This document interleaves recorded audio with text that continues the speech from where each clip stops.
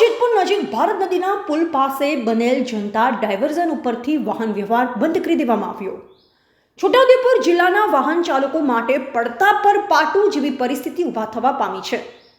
સ્થાનિક સરપંચો દ્વારા ભારત નદી ઉપરના પુલના પાયા બેસી જવાને લઈ જનતા ડાયવર્ઝન આપવામાં આવ્યું હતું, જે પુલની બાજુમાં બનાવવામાં આવ્યું હતું, જેને ખોદી નાખવામાં આવતા ભારે વાહનો અટવાયા હતા। મળતી વિગત અનુસાર જે ખેતરની બાજુમાંથી જનતા ડાયવર્ઝન આપવામાં આવ્યું હતું તે ખેડૂતો દ્વારા ડાયવર્ઝન ઉપર જેસીબી દ્વારા ખોદી નાખવામાં આવતા ભારદારી વાહનો અટવાયા હતા।